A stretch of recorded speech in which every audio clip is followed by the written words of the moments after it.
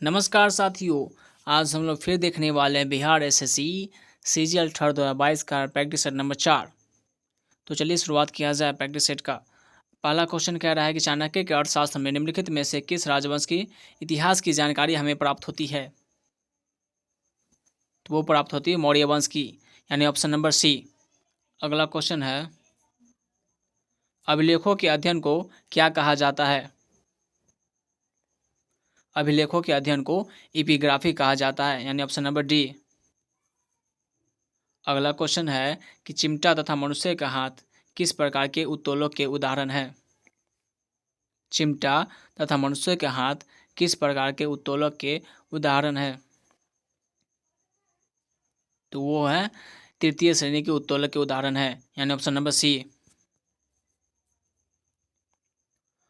अगला क्वेश्चन है कि भारत के निम्नलिखित राज्यों में से किनमें लोकसभा में समान प्रतिनिधि है? तो वो है अरुणाचल प्रदेश, गोवा और त्रिपुरा में सभी इन तीनों में ही दो ही सभा है, लोकसभा की सीटें हैं, यानी ऑप्शन नंबर ए। अगला क्वेश्चन है कि भारत ने 1954 में किस पड़ोसी देश के साथ पंचशील समझौता पर हस्ताक्षर किए थे? तो वो किए थे चीन के साथ, यानी ऑप्शन नंबर बी। अगला क्वेश्चन है कि इनमें से कौन सा देश बिम्स्टेक का सदस्य है? तो बिम्स्टेक में टोटल 7 देश होते हैं। भारत, श्रीलंका, बांग्लादेश, नेपाल, भूटान और म्यांमार, थाईलैंड, ये 7 देश होते हैं। तो इस ऑप्शन के हिसाब से थाईलैंड और म्यांमार है ऑप्शन नंबर बी में, और श्रीलंका और भारत ऑप्शन नंबर सी में। तो ऑप्शन नंबर बी और सी हो जाएगा इसका आंसर। बी और सी, केवल बी और सी, ऑप्शन नंबर बी।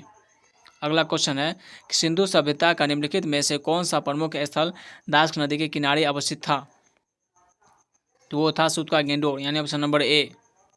अगला क्वेश्चन है कि मराठा साम्राज्य के संस्थापक शिवाजी का जन्म कब हुआ था? तो वो हुआ था 6 अप्रैल 1627 ईस्वी को शिवाजी का जन्म हुआ था। अगला क्वेश्चन है किस वायसराय के शासनकाल में जॉर्ज प्रथम भारत आया था? तो वो आया था लॉर्ड हार्डिंग द्वितीय के समय, यानी ऑप्शन नंबर सी। अगला क्वेश्चन है कि 1887 ईस्वी में निम्नलिखित में से किसने भारत सुधार समिति की स्थापना की थी? तो वो किए थे दादा भाई नौरोजी, यानी ऑप्शन नंबर बी।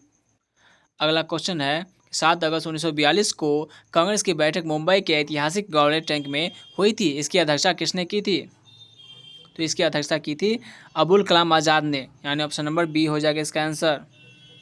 अगला क्वेश्चन है कि अब्राहम लिंकन ने दास प्रथा का उन्मूलन कब किया था? तो इन्होंने किया था 1 जनवरी 1863 को, यानी ऑप्शन नंबर डी हो जाएगा इसका आंसर। अगला क्वेश्चन है कि विश्व की दूसरी सबसे बड़ा महाद्वीप कौन सी है जो जिब्राल्टर जल संधि द्वारा यूरोप से अलग होती है? तो वो हो जाएंगे अफ्रीका, यानी ऑप्शन नंबर बी। अगला क्वेश्चन है लैंडफॉल द्वीप निम्नलिखित में से किस द्वीप समूह का सबसे उत्तरी द्वीप है? तो वो हो जाएंगे अंडमान निकोबार द्वीप समूह, यानी ऑप्शन नंबर सी।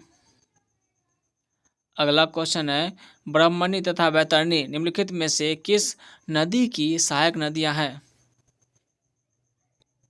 तो वो है महानदी की, यानी ऑप्शन नंबर बी। अगला क्वेश्चन है कुंचिकल जलप्रपात भारत की सबसे ऊंचा जलप्रपात है, यह कर्नाटक के किस नदी पर स्थित है? तो यह कर्नाटक के वराही नदी पर स्थित है, यानी ऑप्शन नंबर ए। अगला क्वेश्चन है कि न्यूनतम पुरुष साक्षरता वाले राज्य निम्नलिखित में से कौन सा है?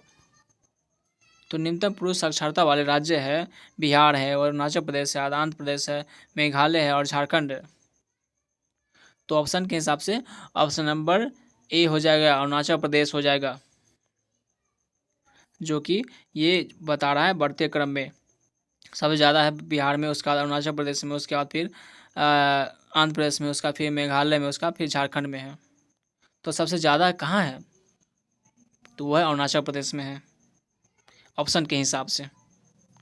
अगला क्वेश्चन है विश्व खुशहाली रिपोर्ट 2021 किस संस्था द्वारा जारी किया गया था? ये जारी किया गया था सतत विकास समाधान नेटवर्क के द्वारा, यानी ऑप्शन नंबर सी। अगला क्वेश्चन है, आयुष्मान भारत योजना को पूरे भारत में कब लागू किया गया था? तो ये लागू किया गया था 1 अप्रैल 2018 को लागू किया गया था, यानी ऑप्शन नंबर बी। अगला क्वेश्चन है, पुस्तक हाउ टू पे फॉर वार किस अर्थशास्त्री द्वारा लिखी गई है? तो ये लिखी गई है किन्स के द्वारा, यानी ऑप्शन नंबर ए। अगला क्वेश्चन है, निम्नलिखित में से किस अनुसूची में पंचायती राज संस्थाओं को कार्य करने के लिए 29 विषय प्रदान किए गए हैं? तो ये किए गए हैं 11वीं अनुसूची में, यानी ऑप्शन नंबर बी। अगला क्वेश्चन है कि अनुच्छेद 22 और 24 संबंधित है किससे? शोषण विरुद्ध अधिकार से, यानी ऑप्शन नंबर सी। अगला क्वेश्चन है, राष्ट्रीय कृषि विपणन संस्थान कहाँ अवस्थित है? राष्ट्रीय कृषि विपणन संस्थान कहाँ अवस्थित है? तो ये अवस्थित है जयपुर में, ऑप्शन नंबर सी। अगला क्वेश्चन है, निम्नलिखित में से किस अनुच्छेद में निर्वाचन आयोग के लिए प्रावधान शामिल है? तो वो शामिल है अनुच्छेद 324 में, यानी ऑप्शन नंबर डी। अगला क्वेश्चन है, इनमें से कौन यूएनओ की विशेष एजेंसी नहीं है? तो वो नहीं है कौन सा? अंतर्राष्ट्रीय अपराध न्यायालय, यानी ऑप्शन नंबर सी। अगला क्वेश्चन है, भारत का सबसे पुराना उच्च न्यायालय कहाँ है? कौन सा है? भारत का सबसे पुराना जो है उच्च न्यायालय कौन सा है? तो वो है कोलकाता उच्च न्यायालय, यानी ऑप्शन नंबर सी। अगला क्वेश्चन है, बिहार राज्यसभा में सदस्यों की संख्या कितनी है? तो बिहार राज्यसभा में सदस्यों की संख्या 16 है और लोकसभा की संख्या 40 है, तो ऑप्शन नंबर बी हो जाएंगे 16। अगला क्वेश्चन है, पहली बार राष्ट्रीय आपात की घोषणा कब की गई थी? तो राष्ट्रीय आपात की घोषणा 26 अक्टूबर 1962 को की गई थी और राष्ट्रीय आपात की घोषणा अनुच्छेद 352 के तहत किया जाता है। अगला क्वेश्चन है कि क्वाड का दूसरा शिखर सम्मेलन 24 मई 2022 को कहाँ आयोजित किया गया था? तो वो किया गया था जापान की राजधानी टोक्यो में, ऑप्शन नंबर बी। अगला क्वेश्चन है, हाल ही में आईएमडी द्वारा जारी वैश्विक प्रतिस्पर्धात्मकता क्या है? प्रतिस्पर्धात्मकता सूचकांक 2022 में भारत को कौन सा स्थान मिला है? तो भारत को इसमें मिला है 37वां स्थान, यानी ऑप्शन नंबर बी हो जाएंगे। अगला क्वेश्चन है कि हाल ही में केंद्र सरकार ने भारतीय सेना में 4 साल हेतु युवाओं की भर्ती करने के लिए कौन सी योजना लॉन्च की है? तो वो लॉन्च की है अग्निपथ योजना, और यानी ऑप्शन नंबर बी। अगला क्वेश्चन है कि कौन सा राज्य हाल ही में चौथे खेलो इंडिया यूथ गेम्स 2021 का विजेता बना है? तो वो बना है हरियाणा, यानी ऑप्शन नंबर सी हो जाएंगे। अगला क्वेश्चन है कि मरुस्थलीकरण से निपटने प्रत्येक वर्ष विश्व मरुस्थलीकरण और सूखा रोकथाम दिवस कब मनाया जाता है, यानी किस तिथि को मनाया जाता है?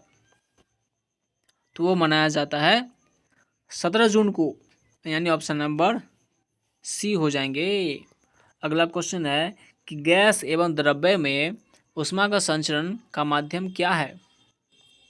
तो इन दोनों में ऊष्मा का संचरण का माध्यम है संवहन, यानी ऑप्शन नंबर बी। अगला क्वेश्चन है कि वह बिंदु जिस पर तीनों अवस्थाएं ठोस, द्रव्य और गैस तीनों एक साथ पाई जाती है तो क्या कहलाती है? तो वो कहलाती है त्रिक बिंदु कहलाती है, यानी ऑप्शन नंबर बी। अगला क्वेश्चन है कि नाभिकीय रिएक्टर में नियंत्रक क्षण के रूप में किसका प्रयोग किया जाता है? तो नाभिकीय रिएक्टर में नियंत्रक क्षण के प्रयोग किया जाता है बोरॉन और कैडमियम के क्षण का प्रयोग किया जाता है, तो इसका आंसर हो जाएगा ऑप्शन नंबर डी कैडमियम। तो कैडमियम का क्षण का जो है प्रयोग किया जाता है ये परमाणु रिएक्टर में नियंत्रक क्षण के रूप में। अगला क्वेश्चन है कि अनिश्चितता का सिद्धांत किसने दिया था? अनिश्चितता का सिद्धांत किसने दिया था?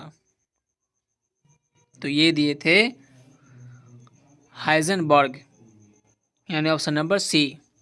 अगला क्वेश्चन है कि कवक की कोशिका बनी होती है किससे? कवक की कोशिका काइटिन्स की बनी होती है, यानी ऑप्शन नंबर सी हो जाएंगे। अगला क्वेश्चन है कि निम्नलिखित में से कौन सा देश 2021 में गेहूं का सबसे बड़ा उत्पादक था? तो वो था चीन था, यानी ऑप्शन नंबर सी हो जाएंगे। अगला क्वेश्चन है कि प्रकाश संश्लेषण के लिए कौन सा आवश्यक नहीं है? तो प्रकाश संश्लेषण में ऑक्सीजन की आवश्यकता नहीं होती है। तो ऑप्शन नंबर डी हो जाएंगे इसका आंसर। अगला क्वेश्चन है, निम्नलिखित में से कौन सा पादप हार्मोन है? ऑक्सीन, जिबरेलिन्स, एथिलीन या फिर सभी? तो ये सभी जो है एक पादप हार्मोन है, ऑक्सीन, जिबरेलिन्स और एथिलीन। तो इसका ऑप्शन नंबर डी हो जाएंगे इसका उत्तर। अगला क्वेश्चन है, निम्नलिखित में से कौन सा आरबीसी का मुख्य कार्य है? तो आरबीसी का मुख्य कार्य होते ही शरीर की हर कोशिकाओं में ऑक्सीजन को पहुंचाना और कार्बन डाइऑक्साइड को वापस लाना। तो इसका जवाब हो जाएगा ऑप्शन नंबर डी। अगला क्वेश्चन है कि फोटोवोल्टिक पावर स्टेशन चरंका सौर पार्क भारत के किस राज्य में स्थित है?